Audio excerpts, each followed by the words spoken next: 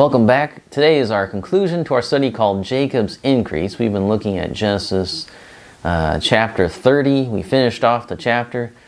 And today we're just going to think about some ways that we can apply this to our lives. Now, Jacob was led into a very difficult situation. And it's not over yet either. Jacob is a man with 4 wives and at least 12 children at this point. There's infighting in his own family. His uncle/father-in-law has cheated him over and over again.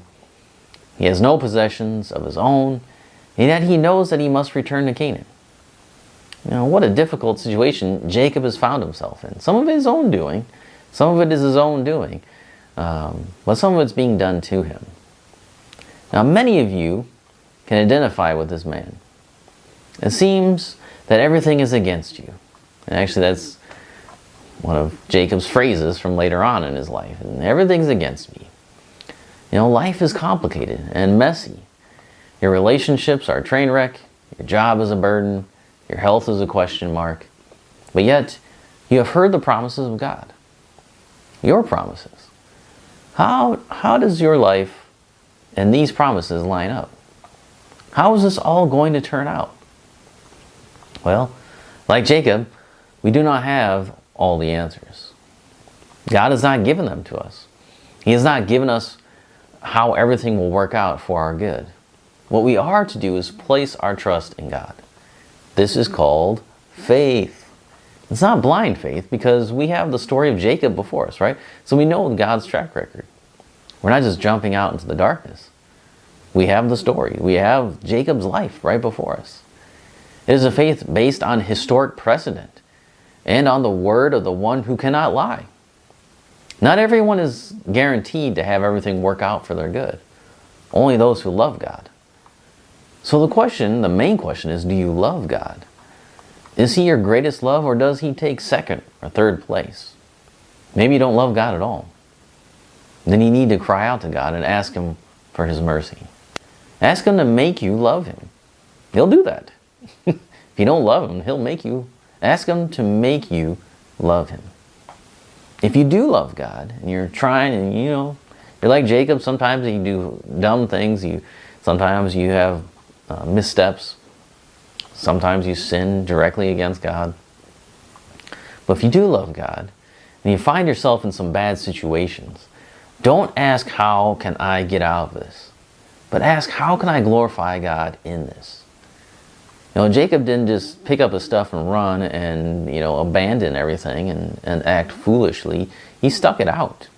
He took courage. And you can take courage too. God hears you and He sees you. Remember what William Cowper wrote in his hymn.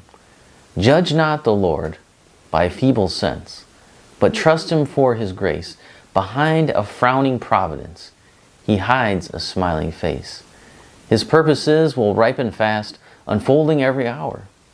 The bud may have a bitter taste, but sweet will be the flower. Blind unbelief is sure to err and scan His work in vain. God is His own interpreter, and He will make it plain.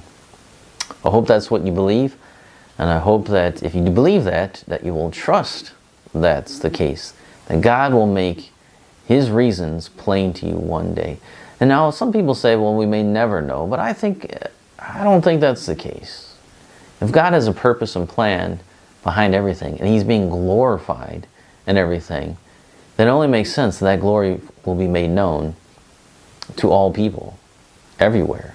His glory is to be made manifest around the world, to all His children will know.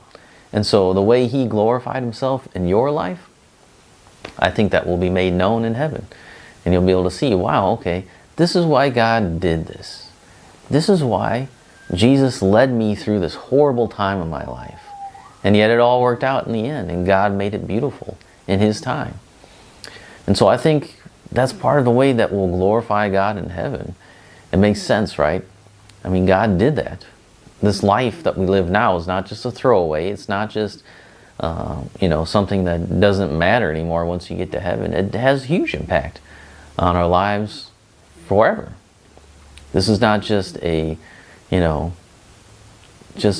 that you just hang out and then God hits the reset on your life and you start all over again from the beginning. It's not a video game. This is life.